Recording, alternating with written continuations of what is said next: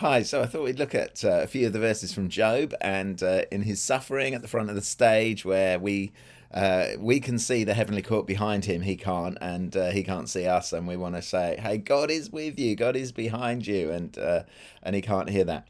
Instead, he's looking for God. And in chapter 9, verse 32, he says, "He's not a mere mortal that I can argue with him, that I can answer him, that I can put my case to him. You know, I'm a righteous man. This stuff shouldn't have happened to me. Why has it gone so horribly wrong? Why is there so much suffering? Why am I in such a bad way?" And he can't do that because God is in his mind. God is too powerful.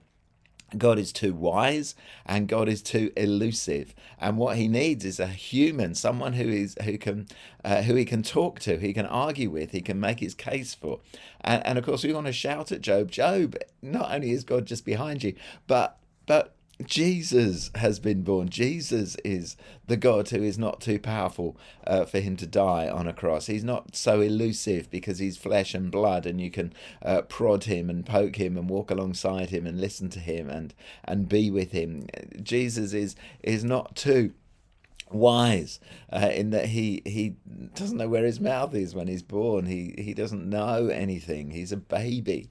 And this God who is God with us is just the sort of God that Job is looking for in chapter 9, verse 32. And it's a powerful help to us, I believe, both in our own suffering, but also in our own mission. And I concentrated that on that much more than I did on suffering on Sunday. We'll have other opportunities in the series to think about suffering a bit, maybe. But this idea that God is with us, that he is human like us, that God decided to take the initiative to come down to us, to meet with us, and how that informs our mission, my mission. And I left us with a whole load of questions, and maybe you can think about some of them. Like, what does it mean for me to reach down? What does it mean for me to help up? What does it mean for me to help out? What does it mean for me to not be frightened of the dirt, not to wallow in it like an animal, but not to walk 3 inches above it like an angel, but to be part of this world, to be in this world and not of it? What does it mean to me? In my workplace or in my family, when we're just frightened of getting dirty. Sometimes we have such a a fear of sin that we can't identify with people who've made more mistakes than we have, or haven't had the advantages we have, or made more bad choices than we have. And how can we live well with those people, and with those who are hurting, with the suffering, with the needy? And as a church, how can we do that better? How can we align ourselves better with those who are seeking to help with CYO or the Soup Run or Beacon House, or other things like that?